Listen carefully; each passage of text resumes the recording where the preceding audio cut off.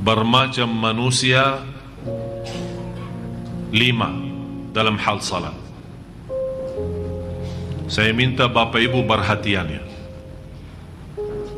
Kira-kira kita di antara yang mana dalam 5 golongan dalam hal salat? Yang pertama, orang salat tapi disiksa oleh Allah.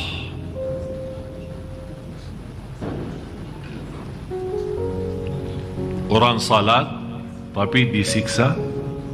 Ternyata salatnya bukan menyelamatkan, malah salatnya membawa dia ke siksa Allah. Fawailul lil musallin alladzina hum an salatihim sahun. Suratul Ma'un.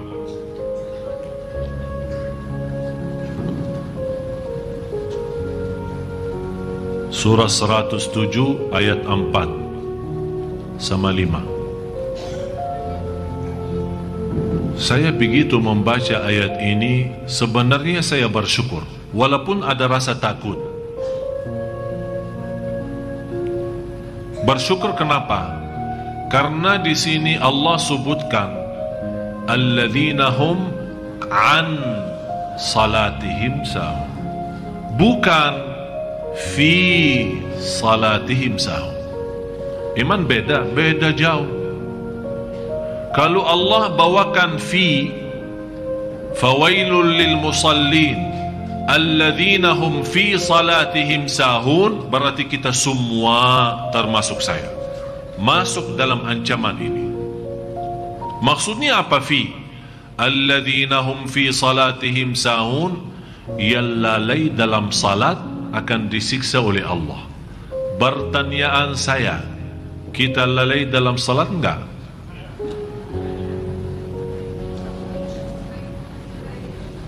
Sering.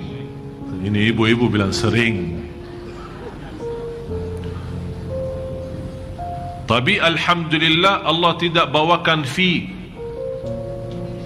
karena Allah tahu manusia.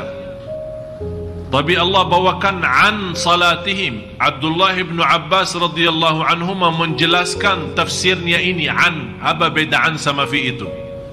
Ternyata kata beliau, alladzina hum an salatihim sahun adalah salat orang munafik yang suka nunda-nunda salat. Begitu sudah mendekati habis waktu, dia kaget, ya Allah, mau habis waktunya, segera dan cepat ambil wudu dan segera dan cepat selesai salatnya supaya tidak habis waktu. Intinya salat tanpa rasa apa-apa. Allahu Akbar, Assalamualaikum warahmatullahi. Yang dia sadari Allahu Akbar sama salam, di antaranya tidak ada, nol.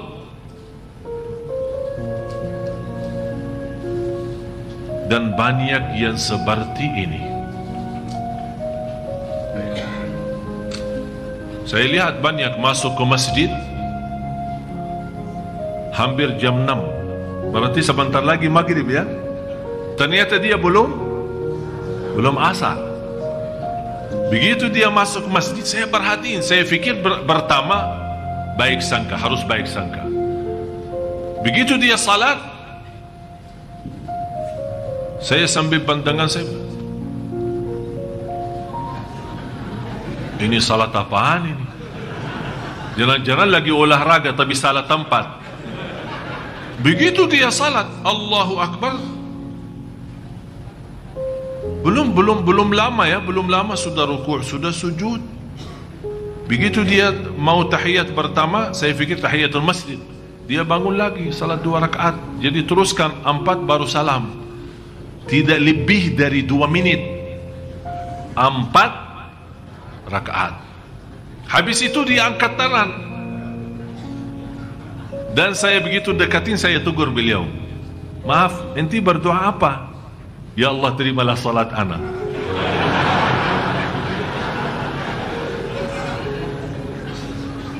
Malu, kita malu sama Allah kalau kita punya salat seperti ini. Kata Imam Ibn Qayyim rahimahullah, kalau anda belum bisa salat yang cocok bagi Allah, carilah Tuhan yang lain yang sesuai salat kita. Betul kata Imam Ibn Qayyim. Ini berkata Imam Qayyim 400-600 tahun lalu dia ngomong seperti ini.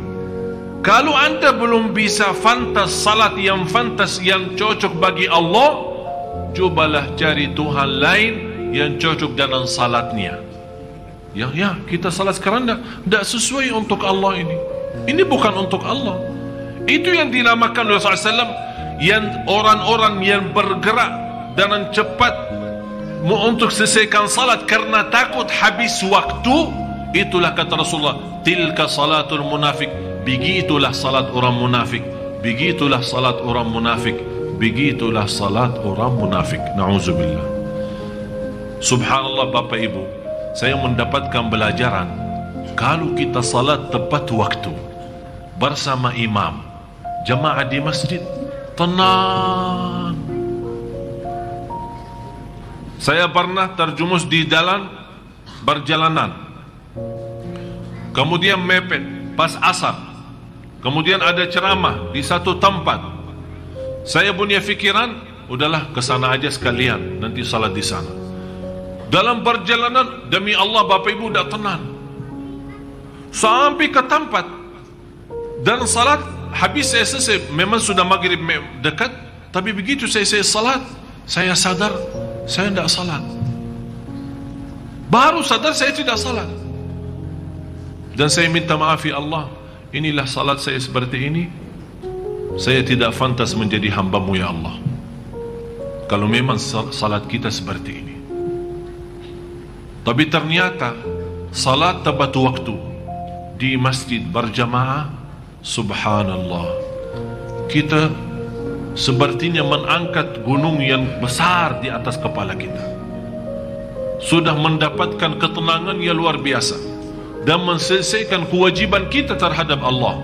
Baru kita fantas berkata, ya Allah, terimalah doa dan salat kami. Sudah jelas yang pertama, orang salat tapi disiksa. Apa artinya fawailu lil musallin? Artinya kalau di dalam bahasa Indonesia artinya celaka bagi orang salat. Dalam bahasa Arab, wail satu kampung di dalam neraka. Istilah lain satu desa. Tahu desa? Satu kecamatan ya, di dalam api neraka sendiri. Kepala kampungnya ada juga. Di sana ada kepala kampung, kepala desa, Fir'aun. Wakil kepala Haman. Ada juga orang yang terkenal di sana, Qarun. Ini mereka ditempatkan di sana. Tempat itu khususan VIP. Untuk siapa? Fawailun lil musallin alladzina hum an salatihim sahun. Neraka Jahannam yang saya kaget waktu saya membaca satu hadis, saya heran. Neraka Jahannam sendiri berlindung kepada Allah dari ancaman wail sendiri. Padahal wail di mana? Di dalam neraka. Panasnya 7 kali lipat daripada api neraka sendiri. Ini ruang VIP. Ini bagi orang salat yang sahun, yang sebagaimana saya jelasin sifatnya. Bapak Ibu, bagaimana orang muslim tapi tidak salat? Kalau orang yang salat tapi salatnya ya selalu tidak tepat waktu, suka gabungkan tanpa alasan, sebentar mau habis ini masuk ke ini, ketiduran salat subuhnya, tapi dia tetap jaga, ini sudah termasuk dalam ancaman ini. bagaimana orang yang tidak salat sama sekali? Na'udzubillah. Yang kedua, orang salat tapi dihisab oleh Allah. Dia selamat dari ancaman fawailun lil musallin, tapi belum mantap salatnya, dihisab. Seperti apa? Siapa mereka? Mereka adalah orang-orang yang tidak sempurna wudunya, yang tidak menjaga rukun-rukunnya, yang tidak mempelajari wajib-wajibnya. Dia salat ikut-ikutan. Dan di dalam salat, kalau dia Allahu Akbar, hilang, tidak tahu kemana. Sebentar di mall, sebentar di rumah, sebentar di Tanah Abang, sebentar naik busway, sebentar bayanan umroh, sebentar ingat masalah rumah tangga. Pokoknya kalau dia sudah Allah, sebelumnya tidak ada, santai aja, belum takbir kan? Begitu dia Allahu Akbar, udah masuk. Sepertinya dia lagi meeting dalam salat. Semua masalah dia mau selesaikan dalam salat. Belanja di Tanah Abang, urusin belanjaan istrinya, fikirin jemputan anaknya, semuanya dalam salat. Begitu dia selesai, ditanya, apa yang dibaca imam tadi? Imam ya?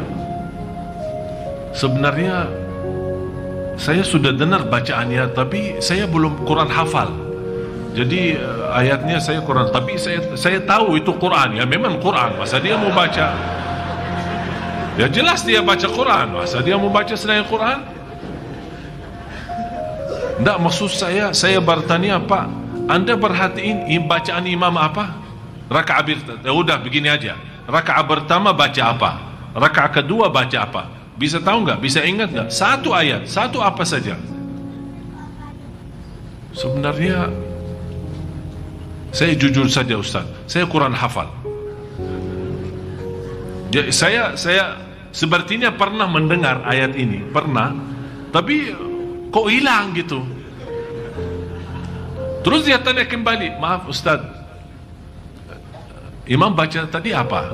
Saya bilang rakaat pertama qul ya ayyuhal kafirun, rakaat yang kedua qul huwallahu ahad. Masa sih? Dia berpikir ayat ini dah dibaca. Memang terus terang saja Bapak Ibu, ini hal hampir 90%, termasuk saya. Saya bicara jujur, kadang masuk salat Allahu Akbar, dah tahu kemana, dah ada rasa sama sekali. Selesai salat, oleh kerana itu berusaha jaga sunnah ba'diyah qabliyah, namanya sunnah rawatib. Mudah-mudahan dengan sunnah qabliyah ba'diyah Allah tutupi kekurangan itu di sunnah, di salat wajib. Pertama Allah hisabkan salat wajib. Begitu malaikat beriksa, ya Allah, ini hambamu memang salat banyak, tapi banyak lubangnya, banyak bocor. Bagaimana ya Allah ini? Kata Allah, coba lihat, beriksa, ada sunnah-sunnah enggak? Diperiksa, duha, qabliyah, ba'diyah, salat malam, tahiyatul masjid, sunnah wudu, taubat, hajat dan yang lain-lain. Allah perintah malaikat, coba beriksa, ada sunnah-sunnah enggak? Kata malaikat, ada ya Allah, banyak sunnah-sunnahnya. Udah, tutupi aja lubang-lubangnya. Ditutupin semua, jadi salat sempurna, masuk surga. Ada yang lain, Allah tanya, coba periksa salat sunnahnya. Ya Allah, tidak ada. Berarti salatnya bagi dia apa? Celaka kan? Oleh karena itu Bapak Ibu, kalau anda belum bisa sempurna dalam salat wajib, jangan tinggalin salat sunnah. Banyak salat sunnah, qabliyah, ba'diyah, tahiyatul masjid, sunnah wudu, masuk rumah, keluar rumah. Sebagaimana saya sudah jelasin berkali-kali, sunnah itu berbanyak semaksimal mungkin. Harun al-Rashid, salah satu khalifah, terkenal beliau setiap malam tidak kurang, di luar salat wajib tidak berkurang dari 100 rakaat.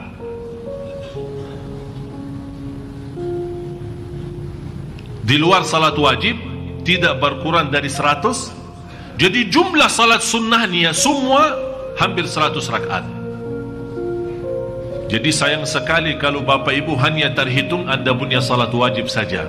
Sayang. Mudah-mudahan salat wajib sama sunnah. Harapan saya sesuai hadis Rasulullah, dan sunnah-sunnah Allah sempurnakan kekurangan kita dalam hal dan salat wajib. Tapi seperti ini, yang tidak sempurna wudu, yang tidak sempurna rukun dan wajib, akan dihisab oleh Allah.